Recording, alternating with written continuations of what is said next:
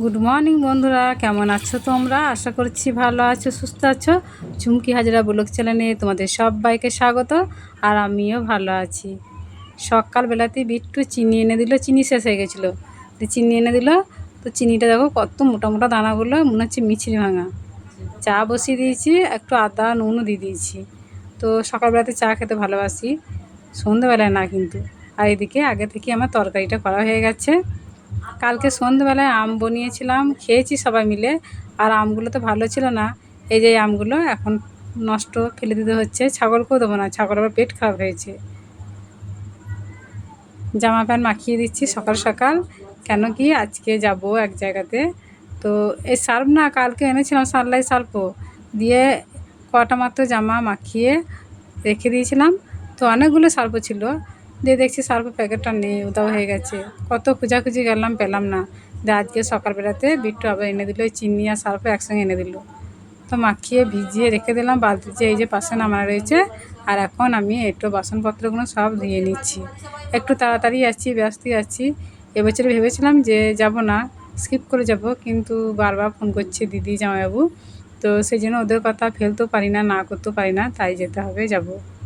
আর এইদিকেও কাজেও চলে গেল। আর আমার বাসনগুলো সব ধোয়া হয়ে গেছে, এখনও জায়গা মতো ঠিক করে রাখা হয়নি, এখানেই নামিয়ে রেখে দিয়ে কেচে দিচ্ছি। এক্সারসাইজ গেঞ্জিগুলো ওদের দু বাবা ছেলে, তার বারবুন্ডা প্যান্ট, এগুলো ছোটো ছোটো ড্রেসগুলো কেচে দিচ্ছি। তাহলে সকাল সকাল কেচে দিলে শুকিয়ে যাবে।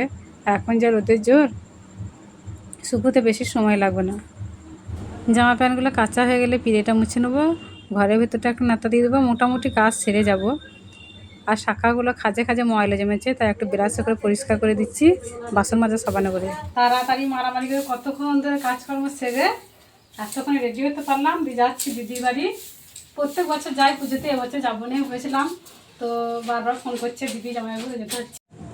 রেডি হয়ে ঠাকুরতলায় দাঁড়িয়ে আছি, খেপুমাকে প্রণাম করলাম আর টোটোর জন্য অপেক্ষা করছি। এই সময় টোটো আবার পাওয়া যায় না, তো যাই হোক পেয়েছি। আর বিট্টু আর আমি চললাম। বিট্টুর বাবা তো কাজে চলে গেছে, ও বিকেলে যাবে। বিট্টু বলে মিষ্টিটা ধরিয়ে দিয়েছিলাম।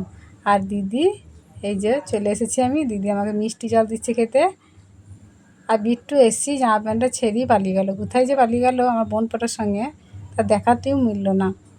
তাই জলটা আমি একাই খাচ্ছি। আর এইগুলো হচ্ছে বৌদি, ভাইয়ের বউ, ওরা একটু আগে এসেছে, ওদের জল খাওয়া হয়ে গেছে। আর আমার কোলে এই যে ফুটফুটে বনু, বনুটা কী সুন্দর খেলা করছে। আর ওর মা কী করেছে জানো, সাজুগুজু করে জামা প্যান্ট পরে বন্ধুদের সঙ্গে ঘুরতে গেছে। তো বলছে মাম্মিরা এসেছে, মাসি এসেছে, খুব ভালো হয়েছে, আমার মেয়েকে সর্বদা নেবে, আমি আর নিতে পারছি না। কত সুন্দর খেলা করছে দেখো। আর ওই বনুটার জন্য কী সুন্দর সুন্দর ড্রেস কিনেছে দেখো, আমার দিদি কিনে দিয়েছে। কি বিউটিফুল ড্রেস, তাই না? দেখাচ্ছে যে কেমন হয়েছে রে, তো সুন্দর সুন্দর না? মেয়ে তো, তাই মেয়ের ড্রেস কিনেছে। আর মেয়েদের ড্রেসগুলো সত্যিই খুব সুন্দর হয় দেখতে, ছেলেদের কিন্তু এত সুন্দর সুন্দর ড্রেস থাকে না। আর এই সুন্দর শাড়িটাও কিনে দিয়েছে বঞ্জিটাকে, ওই যে পেছন থেকে দিদি দেখাচ্ছে।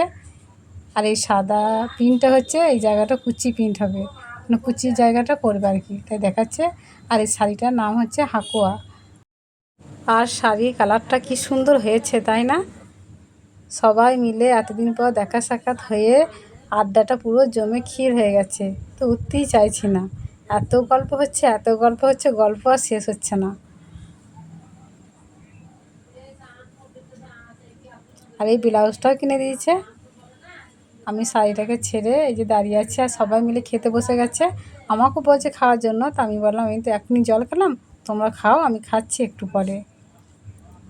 ঠাকুরের পুজো প্রসাদ এই যে বড় মা দিচ্ছে, বলছে নে খা।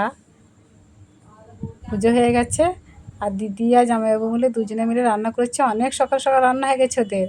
আজকে রান্না হয়েছে মাছের ডিম দিয়ে, পটল চিংড়ি, মুসুর ডাল, কলমি শাক ভাজা, মাছের রসা, মাছের টক, অনেক কিছু রান্না করেছে। আর খুব সময় সময় রান্না হয়ে গেছে। আর আমি যখন গেলাম তখন তো 1টা বেজে গেছে। এইটা হচ্ছে জামাইবাবু বসে রয়েছে, সবাই যে বৌদি, ভাইয়ের বউ, ভাইপো সবাই খাচ্ছে। আর আমি কিন্তু এখনও বসে আছি। সবার খাওয়া হয়ে গেলে আর কি দিদি আর আমি লাস্টে খাবো। বোনপো আরও অনেকে রয়েছে, এই যে খেতে বসে গেছি আমরা, সবার শেষে আর কি খেতে বসলাম। আমাদের ভাত খাওয়া হয়ে গেছে। আর সন্ন্যাসীরা গ্রাম ঘুরতে বেরিয়েছে। আর পুজোটার নাম হচ্ছে ধর্মরাজের গাজন। জামাইবাবু এক বালতি জল নিয়ে দাঁড়িয়ে আছে, এটা হচ্ছে জামাইবাবু ভাই ধুনো নিয়ে দাঁড়িয়ে আছে। তো সন্ন্যাসীদের পায়ে আর কি জল ঢালবে। জামাইবাবু প্রত্যেক বছরই কামায়, এবছরে কামাতে পারেনি একটু প্রবলেমের জন্য। আর সবাই গায়ে জল ঢালছে, পায়ে জল ঢালছে, দেখতে কত ভালো লাগছে। আর আমি দাঁড়িয়ে দাঁড়িয়ে সেই দৃশ্য দেখছি। প্রত্যেক বছরই যাই ঠাকুরতলাতে পুজো দেখতে, কিন্তু এবছরে যাওয়া হয়নি, যেতে পারলাম না। কিন্তু এই যে দুয়ার দিয়ে এসেছে, তাই দাঁড়িয়ে দাঁড়িয়ে দেখছি। বনে থাকে বলে এই ঠাকুরের আর এক নাম বনগমরা, মানে কোনো ছাউনি বা মন্দিরে আর কি থাকবে না। সবাই জল ঢালছে, কত ভালো লাগছে দেখতে। আমি তো সেই ছোট্ট থেকে পুজো দেখতে আসছি দিদির বাড়ি, আর এখনও আসছি। তখন কি আর জানতাম যে আমরা দুই বোনে পাশাপাশি গ্রামেই থাকবো? একদিক দিয়ে ভালোই হয়েছে বলো, খোঁজখবরটা তো নেওয়া হয়। তোমাদের সঙ্গে সামনাসামনি কথা বলছি, কিন্তু চারিদিকে এত কলরব, অনেক লোকজন এসেছে তো, দিয়ে আমাকে ফের আবার ভয়েস ওভার দিতে হচ্ছে। ঠাকুর তো চলে গেল, আর ওখানে পুকুরের পাড়ে শান্ত পরিবেশে বসেছি।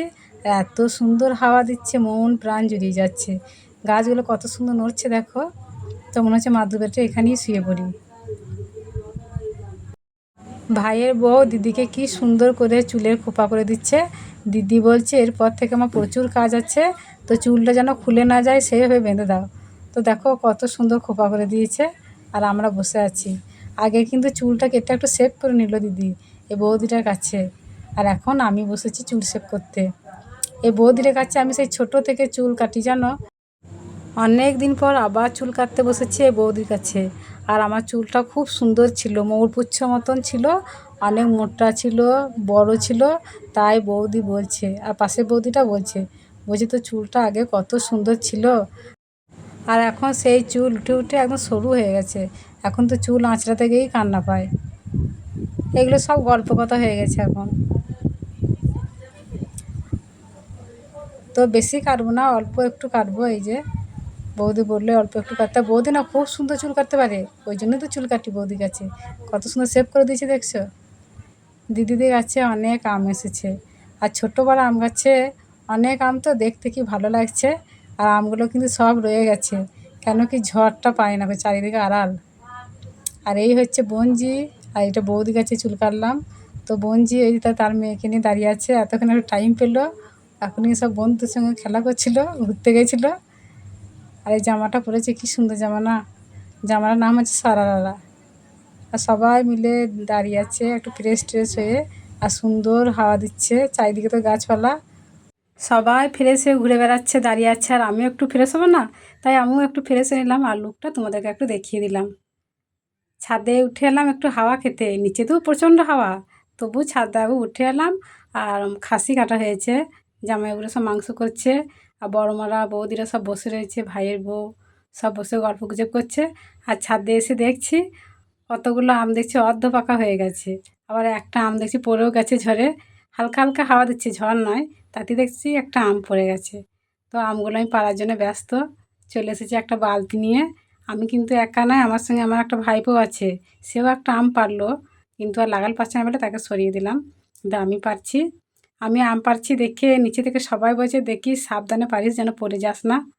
আর আমার তো অ্যাডভেস্টার চালিয়ে ওঠা অভ্যাস আছে, ছাদ থেকে আর কি অ্যাডভেস্টার চালিয়ে ওঠা হয়। সত্যি কথা বলতে ভয়ও লাগছিল খুব, তবু আম পাড়ার নেশাতে এমনভাবে প্রবল হয়ে গেছিলো যে আম পারবই। তো অনেকগুলো আম পেড়েছিলাম, প্রায় 1-1.5 কেজি মতো আম পেড়েছিলাম, দুদিন রাখলেই পেকে যাবে। আর মাটন কষা হয়ে গেছে, এই দিদিটা রান্না করলো। আর এই মাটন কষা দিয়ে সবাইকে সন্ধ্যেবেলায় মুড়ি দেওয়া হবে। তো রান্নাটা মোটামুটি হয়ে গেছে। দিদি তাই বলছে আমার তো রান্না হয়ে গেছে, এবার কে মুড়ি দেবে সবাইকে দিয়ে দিক। এই যে ঢাকা দিয়ে রেখে দিল। আর সবাই মিলে একসঙ্গে জড়ো হলে কত হাসি মজা হয় বলো তো।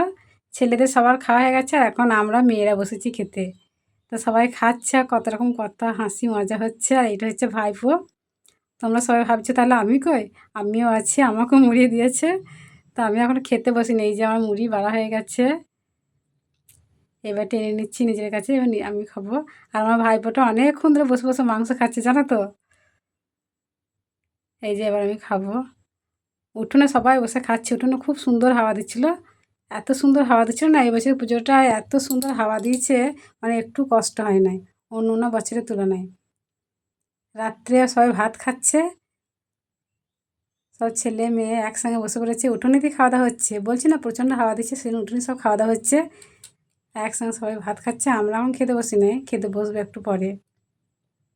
আর বিট্টু দেখো কেমন ঘাড়টা গুজিয়ে যাচ্ছে, একদম মুখটা তুলছে না। এবার আমি বসে পড়েছি খেতে, এই যে খাচ্ছি, আমাকেও দিয়ে দিয়েছে। সন্ধ্যেবেলাতেই তো মুড়ি দিয়ে মাংস খেয়েছি, আর দিয়ে আবার রাত্রেবেলায় ভাত খাচ্ছি মাংস দিয়ে।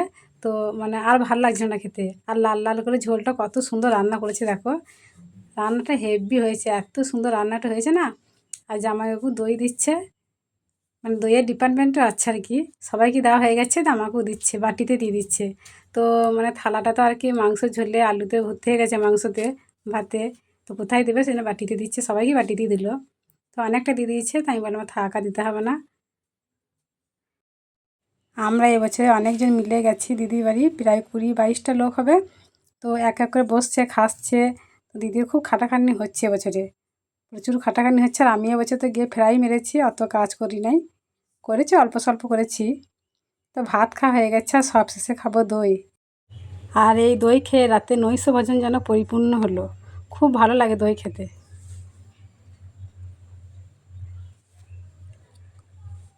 আমাদের সবার খাওয়া দাওয়া হয়ে গেছে, আর এখন সবাই মিলে গোল হয়ে একটা মজা করছি, মানে আনন্দ করার ইচ্ছা থাকলে নিজেদের মধ্যেই আনন্দ করা যায়, যদি সেই আনন্দটা সৎভাবে হয়। তো এই যে আমরা সবাই মিলে চিয়ার্স করে খাচ্ছি না, এটা হচ্ছে আমরা দিদি বৌদি সবাই মিলে একটু মজা করলাম, তোমাদের সঙ্গে বটে, আর আমরাও একটু মজা করলাম। অনেকদিন পর তো একসঙ্গে জড়ো হয়েছি সেই জন্য। কিন্তু তোমরা এটা খারাপ ভেবো না, এটা কিন্তু খারাপ কিছু নয়। আমরা যে এসে থেকে এত খাবার খাচ্ছি, সেগুলোকে সেটাকে হজম করার জন্য জামাইবাবু এনে দিচ্ছে যে স্প্রাইট, স্প্রাইটই খাচ্ছি এখন আমরা সবাই মিলে। খাওয়া দাওয়া হচ্ছে প্রবলভাবে, আর মজা আনন্দ হচ্ছে প্রবল। আর এখন কটা বাজে জানো, রাত্রি 12টা, মানে বাড়িতে এতক্ষণে আমার 2টো ঘুম হয়ে যায়। তো আজকে আর ঘুম আসে না জানো। আর ডাকাডাকি করছি সবাইকে, আমাদের ভাইয়ের বউটা দাঁড়িয়ে আছে পাশে, তো আমাদের দলে আর কি যোগদান করার জন্য ডাকছি। ও বলছে না আমি এখানেই ঠিক আছি। আর এই যে দিদি সব খাবার দাবার নিয়ে বসে আছে, বেচারা অনেক কষ্ট হচ্ছে, আমরা সবাই গেছি, তো ওরা এখন খায়নি গো। তা আমি বলছি দিদি একটু খা, তো বললো যে আমি খাবো ভাত খাওয়ার পরে, স্প্রাইটে দিতে যাচ্ছে না, খাবো একটু পরে, তোরা সব খা।